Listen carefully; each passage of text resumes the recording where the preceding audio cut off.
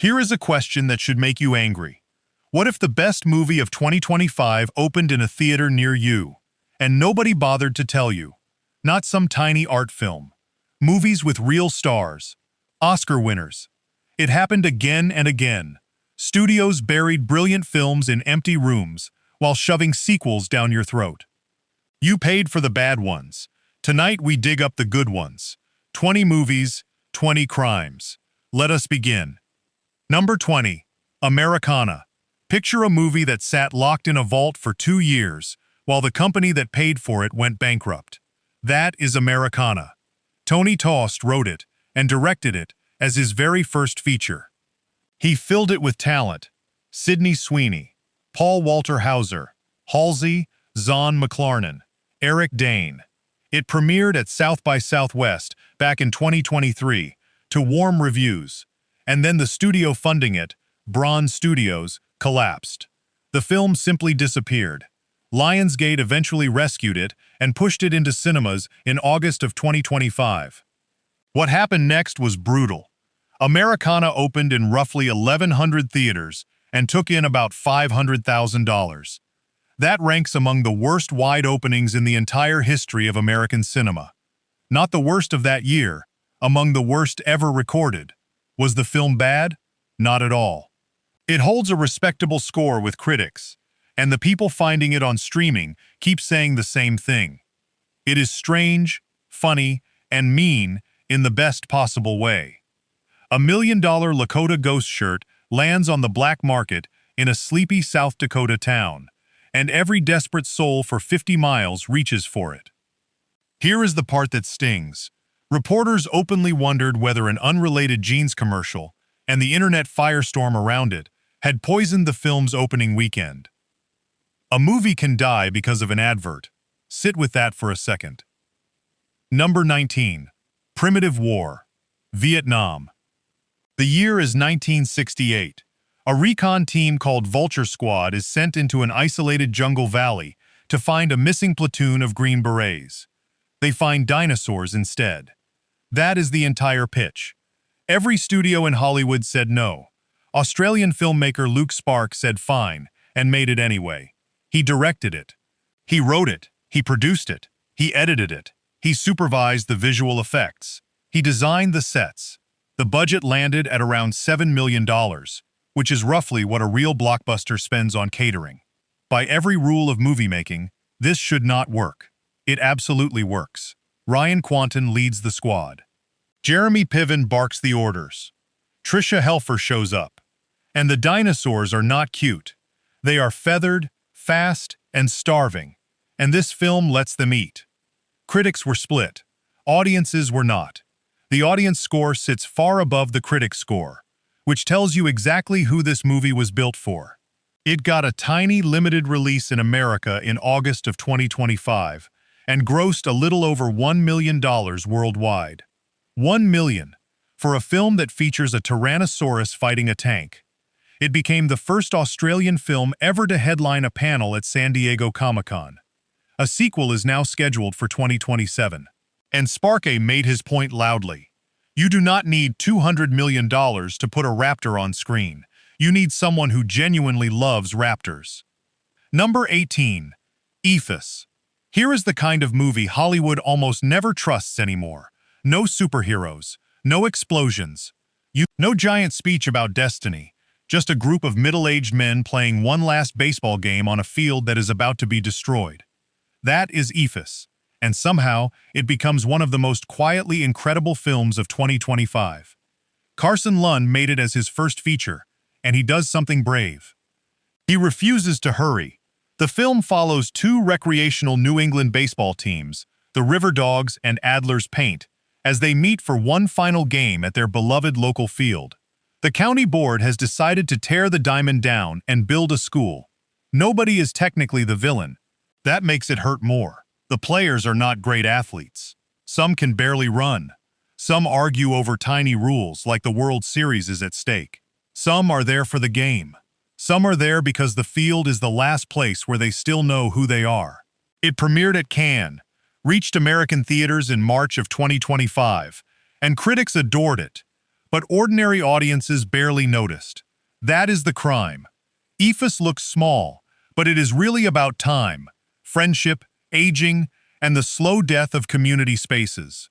By the end, when daylight fades and the men keep playing almost in darkness, the game stops being funny. It becomes a funeral with bats and gloves. Number 17. The Ugly Stepsister. Somebody vomited in the aisle at the Sundance premiere. That is not a rumor. That became the film's calling card. Emily Blichfeld made her first feature and chose to retell Cinderella from the wrong side.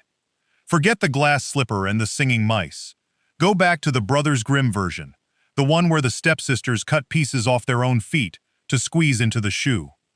Blichfeld asks a simple, devastating question. What did it feel like to be them? Leah Myron plays Elvira. She is not cruel. She is desperate. Her mother starves her. A doctor breaks her nose with a hammer to reshape it. Eyelashes are stitched onto her lids. A tapeworm is swallowed on purpose. Every single procedure is filmed with the calm patience of a beauty tutorial, and every one of them is agony. 96% of critics gave it a positive review. It opened the midnight section at Sundance, played Berlin, reached American cinemas in April of 2025, and then landed on streaming. People keep comparing it to The Substance. That undersells it badly. The Substance was about vanity. This is about obedience. Elvira is not chasing beauty because she wants it. She is chasing it because every person she loves has told her she is worth nothing without it. Watch it on an empty stomach. Then sit quietly and think about how little the rules have actually changed in 200 years. Number 16. Bob Trevino Likes It. A woman is abandoned by her father. She searches for him on Facebook. She accidentally messages a complete stranger who happens to share his name. And the stranger writes back, "That is a true story. It happened to filmmaker Tracy Lehman. She turned it into her first feature, and the film won both top prizes at South by Southwest, the Grand Jury Award and the Audience Award. Then it collected around 13 more audience awards across the festival circuit. Then real audiences in real cinemas handed it a rare A+ grade from CinemaScore. Barbie Ferreira plays Lily, a live-in caretaker who is quietly disappearing from her own life. John Leguizamo plays Bob, a construction manager carrying a grief he never mentions out loud. They like each other's posts. Then they talk. Then something enormous and gentle happens between two lonely people who owe each other absolutely nothing. Ferreira left Euphoria, and plenty of people wrote her off. This performance should have ended that conversation permanently. Leguizamo has been working for 4 decades, and this might be the finest thing he has ever done. Both of them helped produce the film, because nobody else would. Roadside Attractions released it in March of 2025. It made almost nothing. 95% of critics loved it. If you have ever been ignored by a parent, this movie will find the bruise and press on it. Bring tissues. You will need them. Number 15. The Last Viking. Mads Mikkelsen believes he is John Lennon, not the actor, his character. Manfred is a gentle, badly damaged man living with dissociative identity disorder. 15 years earlier, his brother Anchor robbed a bank and asked Manfred to bury the money. Now Anchor is out of prison. The cash is still in the ground, and the only man alive who knows where it is has forgotten his own name. A psychiatrist proposes an unusual cure. Do not fight the delusion. Feed it. Round up other patients who believe they are Paul, George, and Ringo. Put the Beatles back together. Perhaps the music will shake something loose. This is the 6th film Danish director Anders Thomas Jensen has made, with Mikkelsen and Nikolai Lilai-Kaas. They have been doing this together for 25 years, and it shows in every glance. 92% of critics approved. It premiered at Venice in August of 2025. Mikkelsen is famous for cheekbones and quiet menace. Here he is soft, bespectacled, absurd, and heartbreaking. He steals dogs. He hurls himself out of moving cars. He is also, somehow, the sanest person on screen. The joke underneath the comedy is not a joke at all.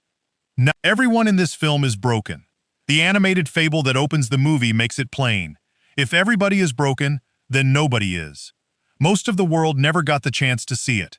Danish audiences did. Lucky them. Number 14.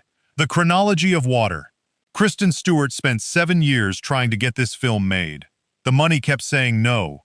She has said publicly that raising funds for an original story with no franchise attached was close to impossible.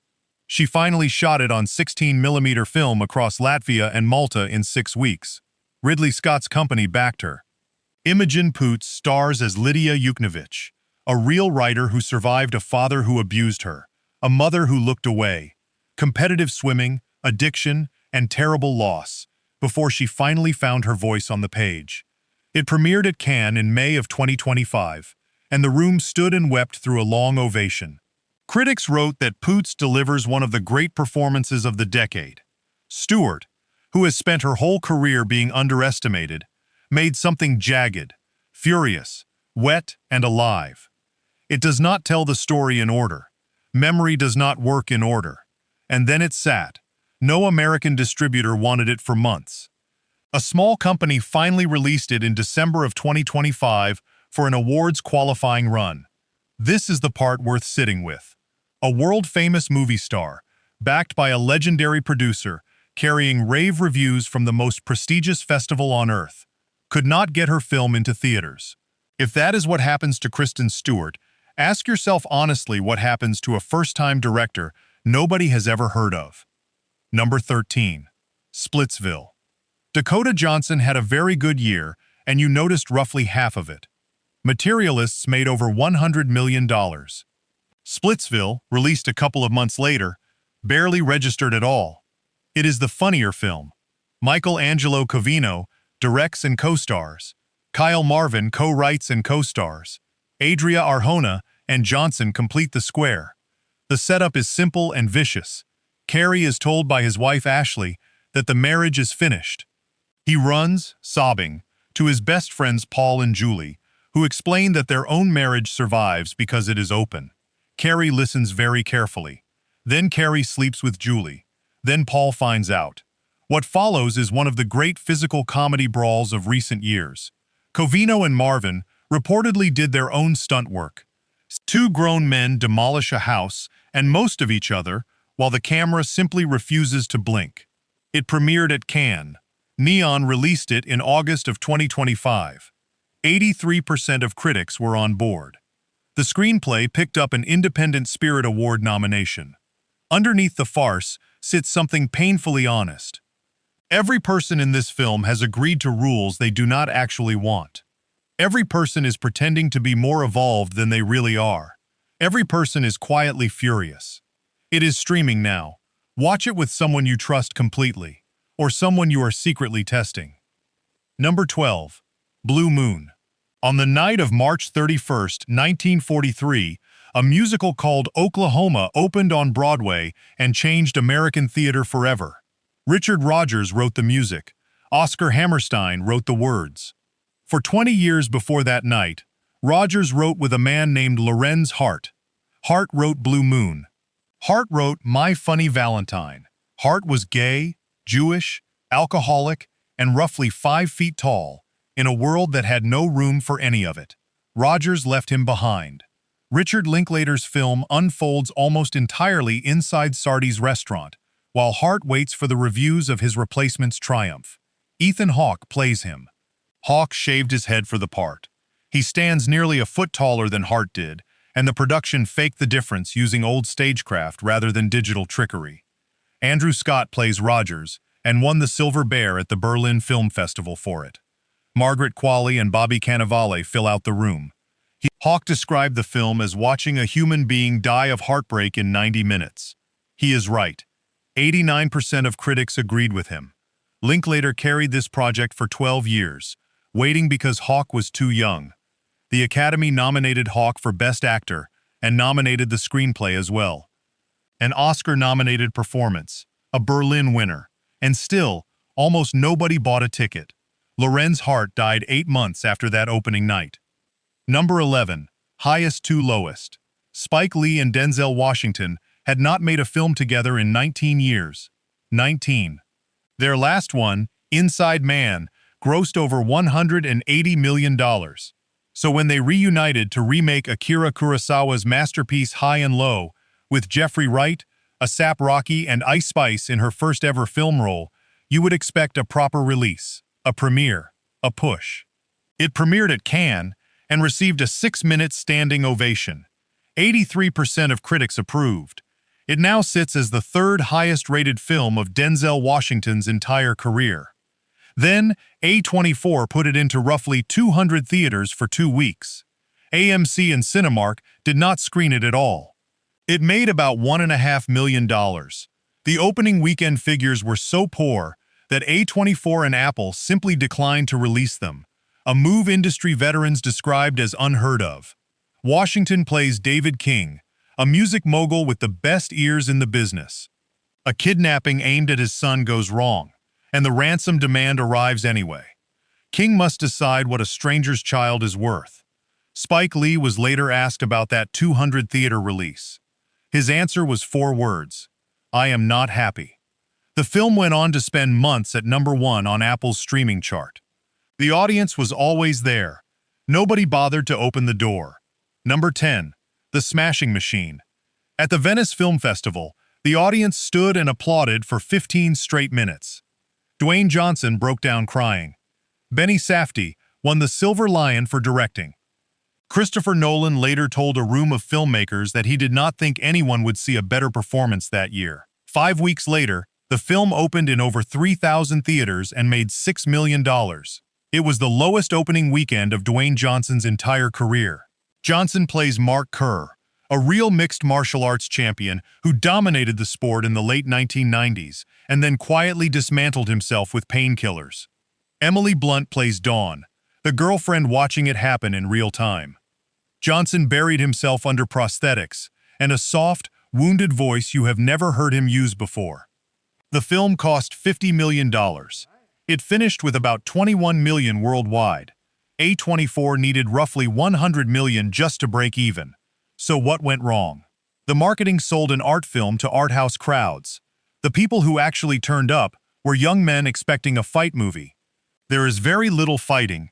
There is a man weeping in a hotel bathroom. Safdie personally walked around Manhattan wearing a sandwich board, handing out flyers. It did not help. Johnson and Blunt both earned Golden Globe nominations. The film picked up an Oscar nomination for makeup and hairstyling, and almost nobody watched a movie star vanish completely into a man. Number 9. Steve. Cillian Murphy won an Academy Award for Oppenheimer. He could have chosen any role on the planet. He chose to play a headmaster having a nervous breakdown. Steve runs a last-chance reform school for boys in England in the mid-1990s. The building is falling apart. The funding is being cut. The school may close within days. One student, a troubled boy called Shy, is standing right at the edge of doing something he can never take back.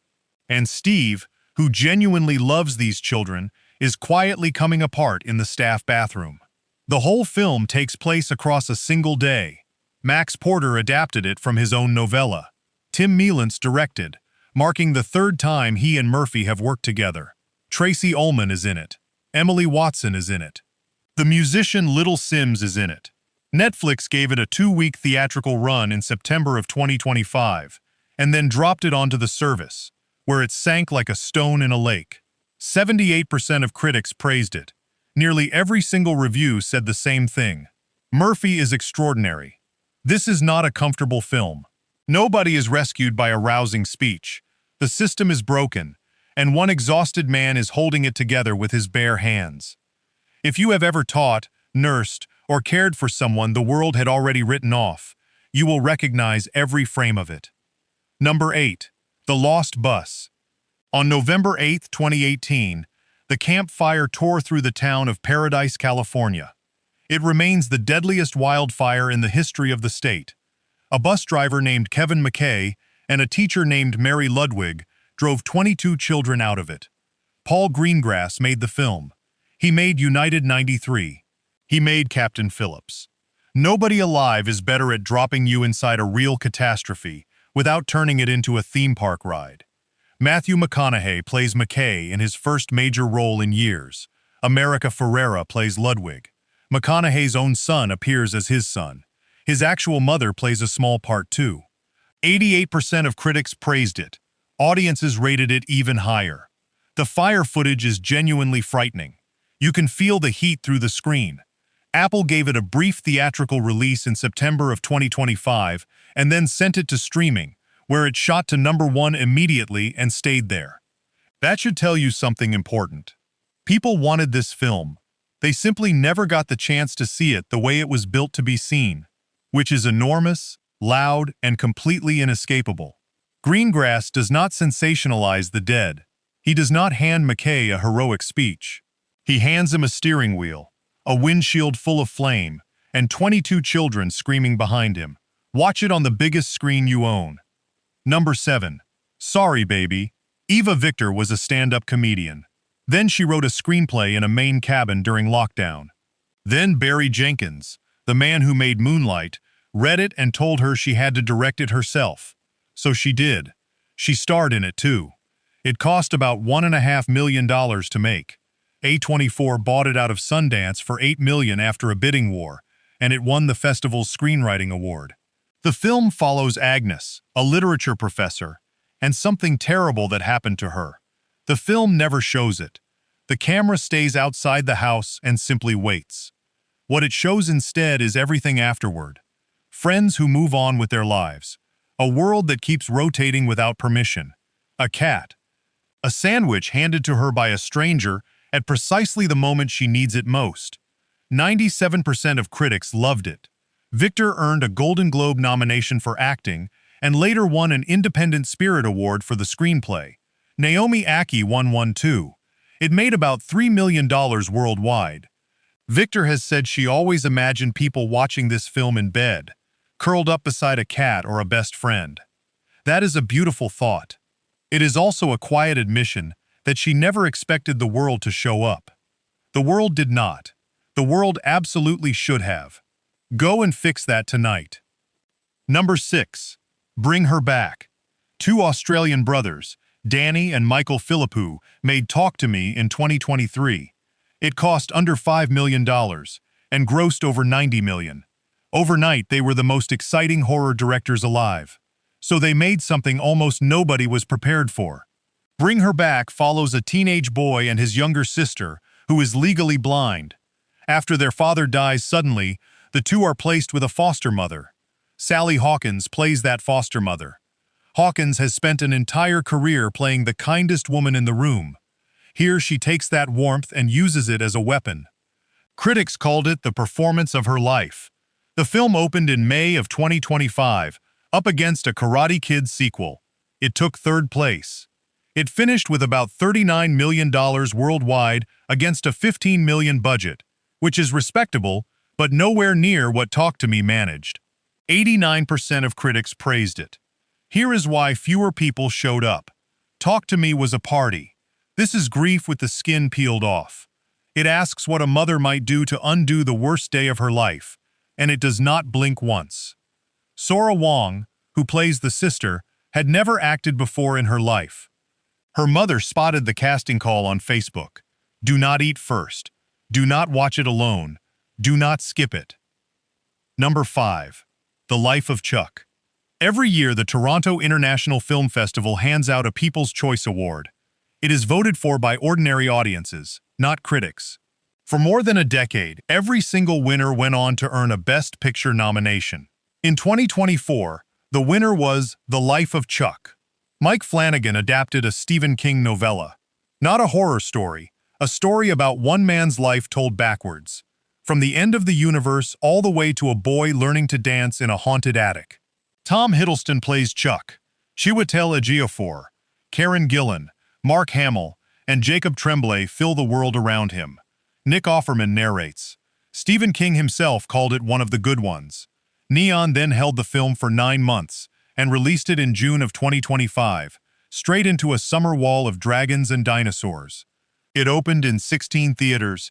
It never played on more than 1,072 screens. It grossed about $20 million. It became the first People's Choice winner since 2011 to miss a Best Picture nomination entirely. Not because it was unworthy, because it was released at the wrong moment. To nobody. with almost no advertising behind it. There is a scene where Hiddleston simply dances on a street corner for no reason whatsoever. Grown adults have wept at it. It is streaming now. Go and dance. Number 4. Friendship. Paul Rudd has a new neighbor.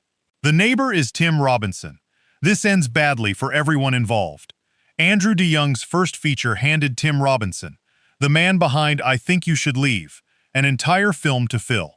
Robinson plays Craig, a suburban marketing executive with no friends, no self-awareness, and a wife who is quietly finished with him. Rudd plays Austin, a local weatherman who is cool, kind, and completely at ease in his own skin. Craig wants that. Craig wants it so badly that he begins to consume it. The comedy is unbearable. Not bad, unbearable. You will watch large sections through your fingers. Rudd asked for his character to be renamed because he had already played O'Brien in Anchorman, and he did not want that ghost in the room. A24 opened it in 6 theaters in May of 2025, and it posted the best limited opening of the entire year, over $75,000 per screen. Word of mouth exploded. 88% of critics approved.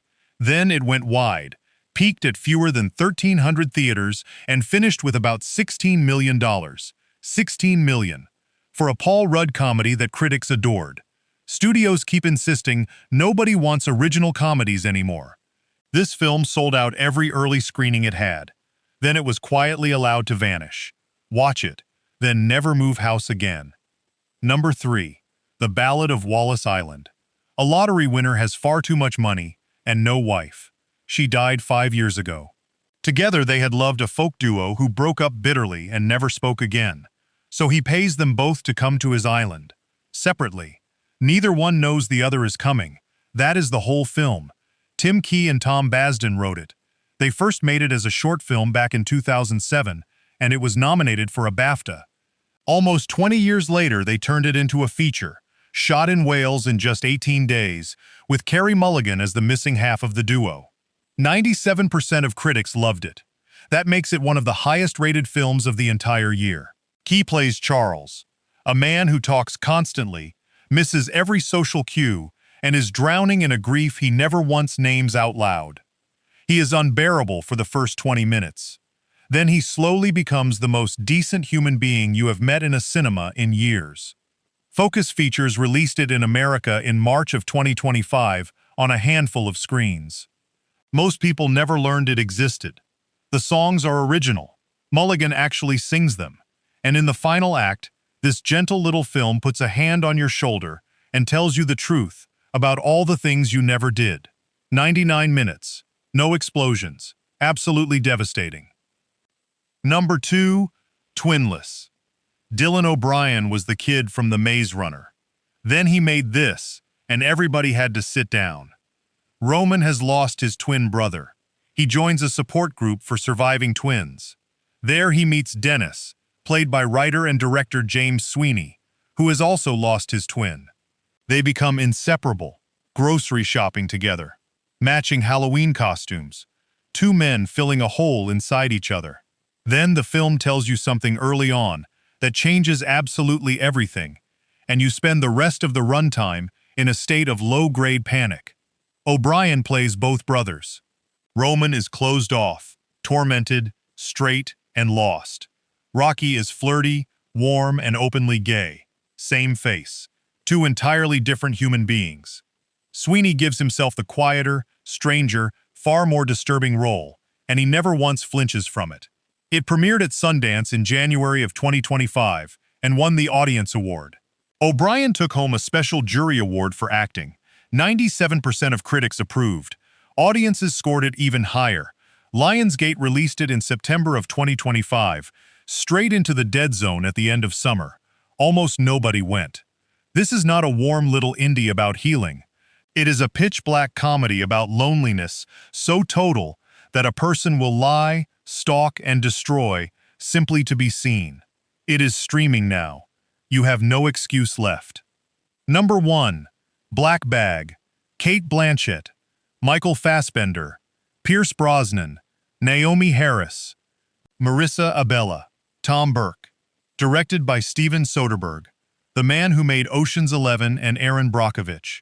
Written by David Koepp, the man who wrote Jurassic Park. 97% of critics gave it a positive review. That is the best score of Soderbergh's entire career. Better than Sex, Lies, and Videotape. Better than Out of Sight.